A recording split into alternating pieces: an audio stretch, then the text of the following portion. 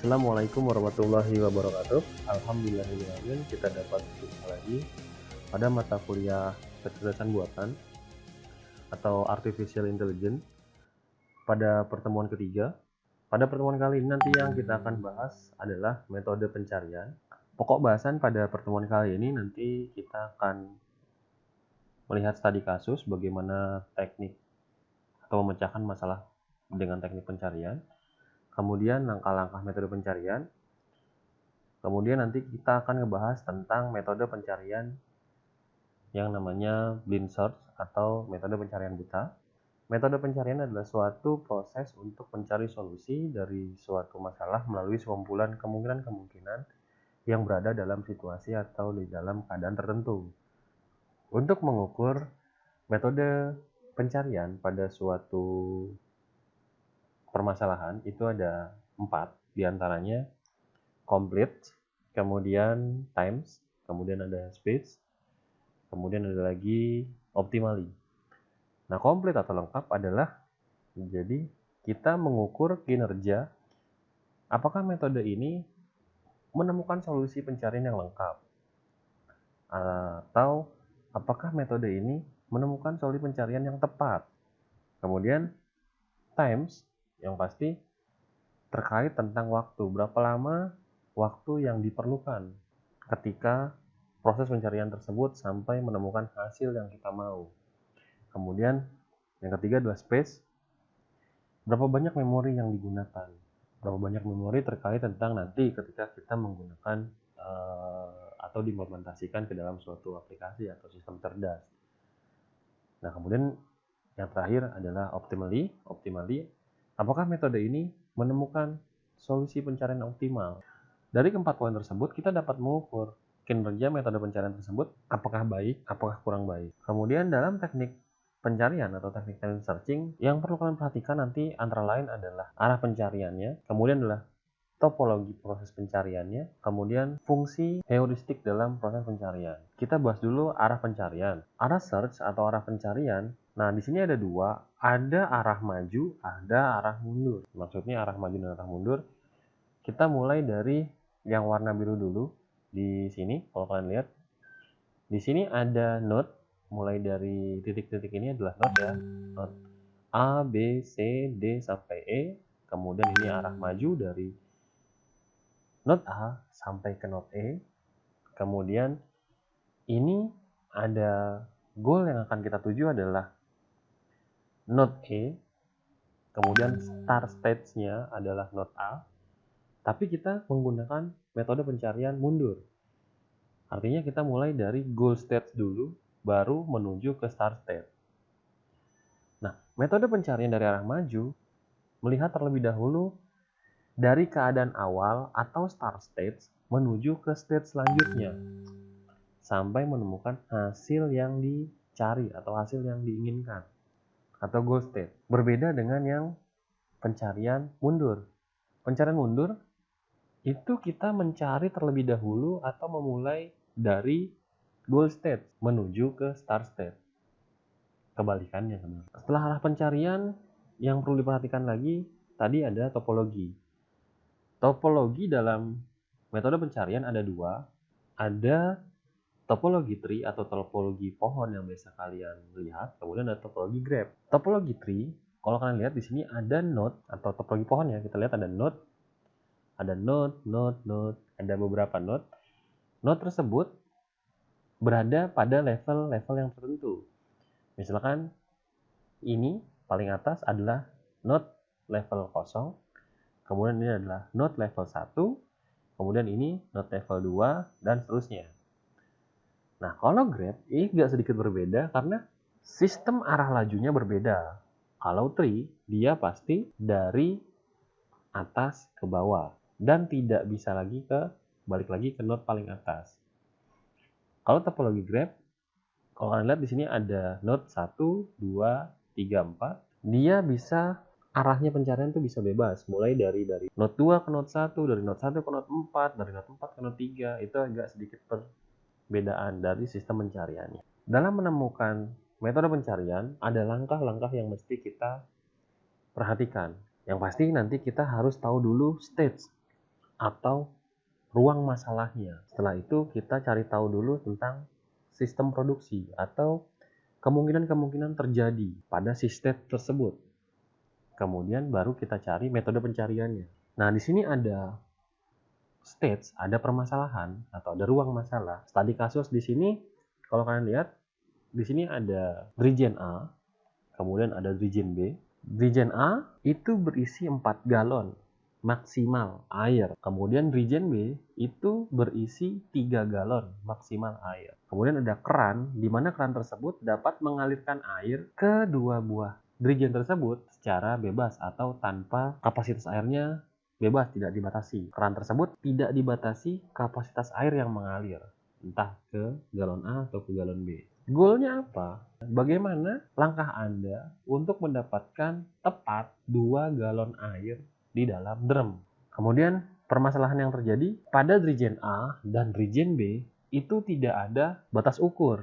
Jadi hanya diberitahu bahwa full Drigen A adalah 4 galon dan full Drigen B adalah 3 galon. Tidak ada indikator keterangan ukur. Dalam membangun kecerdasan buatan atau sistem kecerdasan buatan, yang paling sulit adalah mengkonversi situasi ke dalam situasi yang lain. Artinya apa? Ketika kita sudah tahu atau kita bisa mendapatkan alur yang jelas dengan bahasa kita, kemudian kita konversikan ke dalam bahasa mesin atau bahasa algoritma, nah itu agak sedikit kesulitan. Kita tetap bahas tadi ya, tadi kasus drum air atau Drigen air. Keadaan awal dalam kasus tadi adalah Drigen A dan Drigen B itu sama-sama kosong, belum terisi air. Goalnya drum B berisi 2 galon air dan drum A bebas. Nah, otomatis kita harus tulis dulu dong kemungkinan-kemungkinan yang terjadi pada situasi galon tersebut. Kemungkinan yang pertama, nomor 1 yang tadi, isi penuh drum A. Kemungkinan yang kedua, isi penuh drum B atau Drigen B. Kemungkinan yang ketiga, buang sebagian air drum A. Tapi ingat, dibuangnya bukan ke drum B, dibuang sembarang. Yang keempat, buang sebagian air dari drum B. Berarti ketika sudah diisi, kemudian dibuang airnya sebagian, kita kira-kira, hingga mendapatkan 2 galon air di drum B.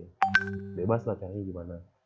Kemudian kejadian yang kelima atau kemungkinan yang terjadi kelima, kosongkan drum A, semua isi di drum A kita kosongkan, kita buang. Kemungkinan yang keenam juga sama, kita kosongkan semua isi yang ada di drum B. Kemungkinan yang ketujuh, tuang air dari drum A ke drum B sampai drum B penuh. Kemungkinan yang kedelapan, tuang air dari drum B ke drum A sampai drum A penuh. Kemungkinan ke-9, tuang air dari drum A ke drum B. Kemudian yang ke-10, tuang air dari drum B ke drum A. Saya tulis di sini kemungkinan hanya 10, tapi kalau kalian mau coba dengan kondisi yang tadi, kalian coba tulis kemungkinan yang terjadi, kira-kira ada berapa. Boleh lebih sedikit, boleh lebih banyak, nggak jadi masalah, karena itu adalah kemungkinan yang terjadi. Sekarang kita cari metode penyelesaian. Ini saya bilang belum tepat ya, metode penyelesaian saja. Nanti mungkin kalian dapat metode pencarian yang lebih tepat. Kalau di sini, kita asumsikan tadi kan kondisi awal adalah drum A kosong dan drum B juga kosong. Ketika drum A kosong dan drum B kosong, itu nomor kejadian atau nomor kemungkinan tidak ada. Karena tidak ada drum A kosong dan drum B kosong. Berarti kita tulis saja nomor kejadian tidak ada. Di sini saya akan memilih mengisikan drum B sebanyak 3 galon. Artinya apa? Berarti saya menggunakan kemungkinan yang nomor 2 atau kemungkinan kejadian yang nomor 2. Isi penuh drum B. Kalian juga boleh, misalkan kalian isi penuh drum A, berarti poin yang di sini tidak jadi kosong. Jadi di sini adalah 4 dan ininya kosong. Ini kita penyelesaian satu per satu ya. Jadi ini adalah runtutan kejadian dari 1 per 1. Hingga mendapatkan hasil goal. Nah, kemudian dari kejadian yang ini, setelah saya memilih nomor kejadian nomor 2, artinya sudah mengisi penuh di drum B, Saya memilih kejadian nomor 10. Nomor 10 kejadiannya apa? Tuang semua air dari drum B ke drum A. Air yang di drum B kosong. Kemudian air yang di drum A menjadi 3. Nomor kejadiannya 10. Kemudian saya tuang air lagi ke drum B penuh. Saya pilih kejadian nomor 2. Artinya mengisi penuh isi drum B sebanyak 3 galon. Saya pilih kejadian nomor 8. Tuang air drum B ke drum A sampai drum A penuh. Tadi di drum A airnya 3. Di drum B airnya juga sama. 3 galon. Nah, ketika 3 galon yang ada di drum B kita tuangkan ke drum A sampai drum A penuh, otomatis drum yang ada di drum A kapasitas airnya menjadi 4 galon. Kemudian di drum B menjadi 2 menggunakan nomor kejadian nomor 8. Setelah mendapatkan hasil yang dimau, berarti sudah goal. Jadi sudah tidak ada runtutan penyelesaian lagi. Karena goal state-nya adalah 2 galon di drum B. Artinya setelah kejadian nomor 8, isi drum B itu sudah cukup mendapatkan 2 galon. Jadi runtutan kejadiannya sudah selesai. Nah, tapi dari bahasa seperti ini yang bisa kita telaah dengan agak sedikit mudah, ketika kita konversikan ke dalam metode, itu agak sedikit menjelimet atau sedikit pusing. Nanti sebelum kita ke situ, kita coba cari dulu metode pencarian blind search atau metode pencarian buta. Sebelum masuk ke blind search atau mengkonversikan, ada sedikit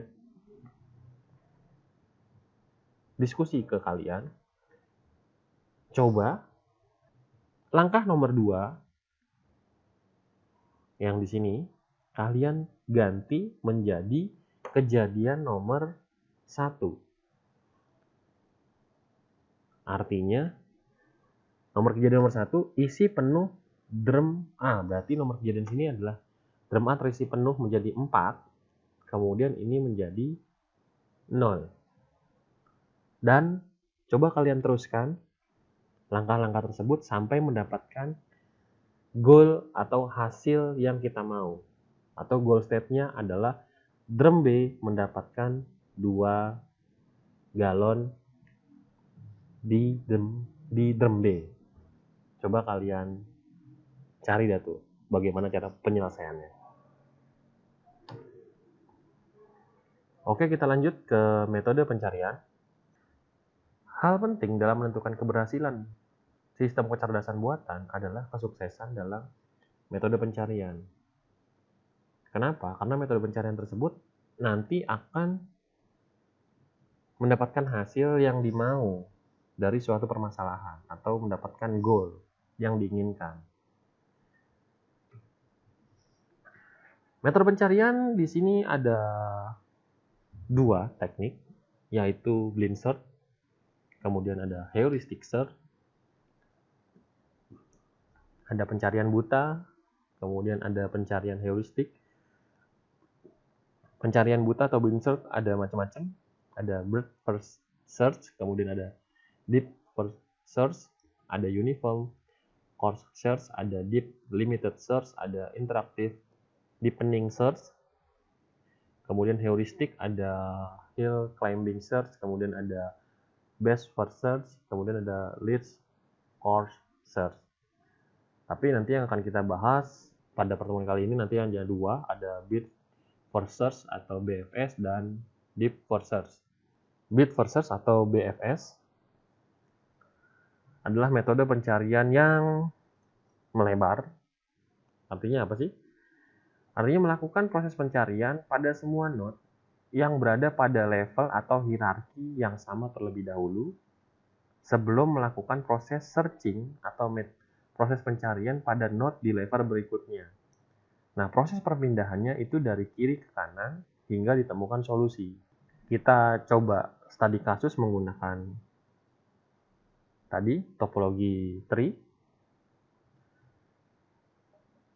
Di sini ada node dari node A sampai node L. Kemudian dari node tersebut ada 4 level. Ini ada level 0 adalah node A, kemudian level 1 ada node B dan C, level 2 ada D, E, F, G, level 3 adalah H, E, H, I, J, K, level 4 adalah L. Kemudian untuk menggunakan metode pencarian BFS, kalau kalian lihat di situ ada perhatikan ada tanda panah. Jadi yang dia cari dari kiri ke kanan, ya dari kiri ke kanan, itu setelah sampai node yang sejajar. Atau, sorry bukan node. Kalau kalian lihat di sini, untuk metode pencariannya seperti apa? Metode pencariannya, dia akan melakukan pencarian dari kiri ke kanan. Itu selama satu level yang sama. Mencari pencarian dari kiri ke kanan dari node pada level yang sama, kemudian akan pindah ke pojok sebelah kanan pada node level yang berbeda. Jadi kalau di sini dari A ada percabangan antara B dan C, kemudian A node paling kanan adalah B, kemudian berpindah dari kiri ke kanan. Dari B ke C, kemudian dari C kita mencari lagi ke node yang ke level bawahnya, di sini ke D, kemudian dari D ke E, ke F, ke G, dari G langsung cari lagi paling pojok ke node H,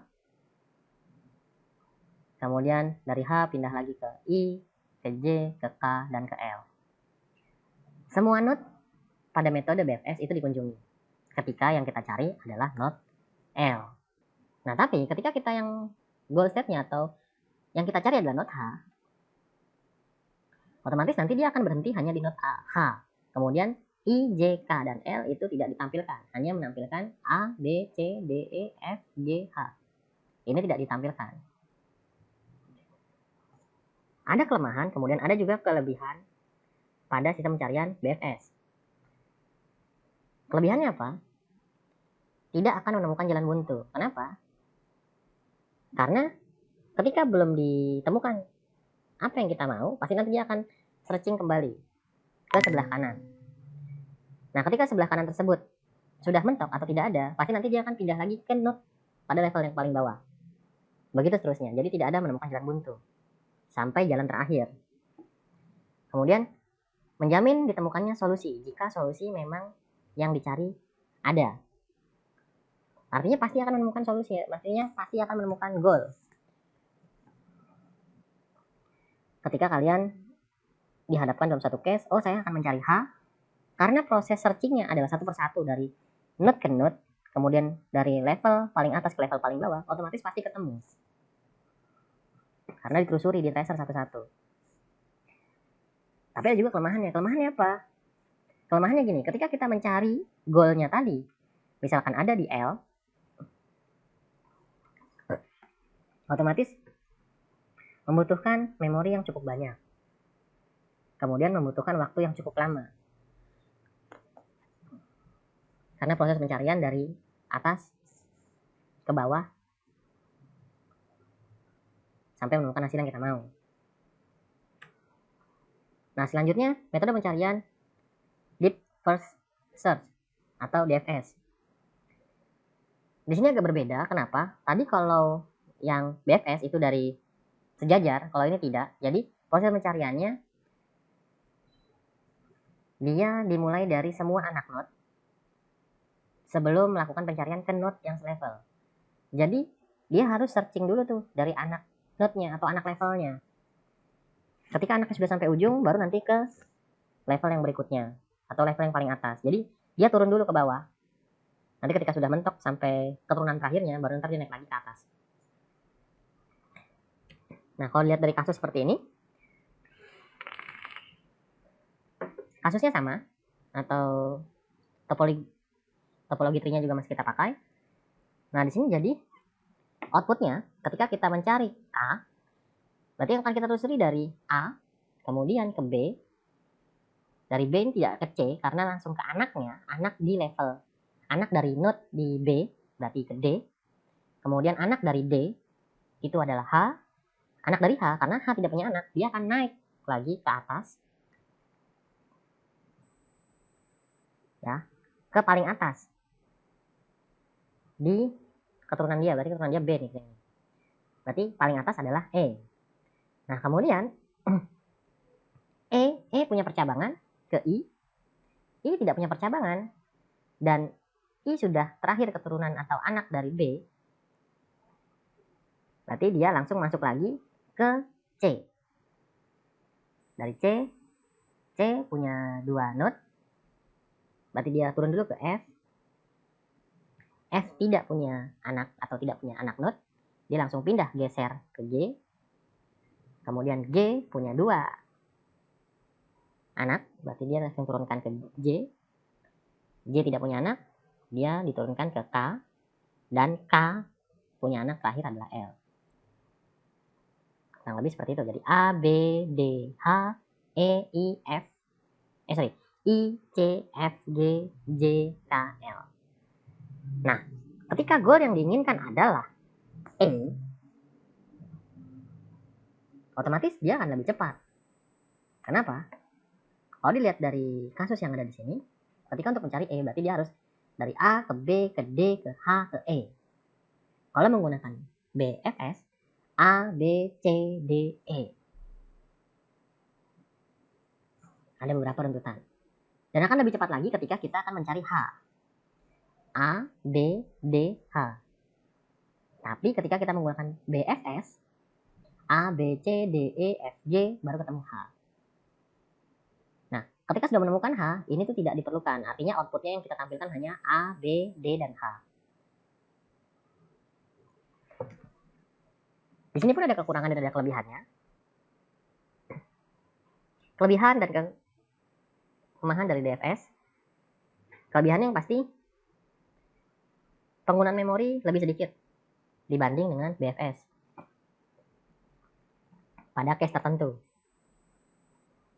Kemudian jika solusi yang dicari pada level yang dalam paling kiri, maka DFS akan menemukan secara cepat. Seperti tadi, ketika kita akan mencari pada level yang paling kiri seperti di sini, dia akan menemukan paling cepat.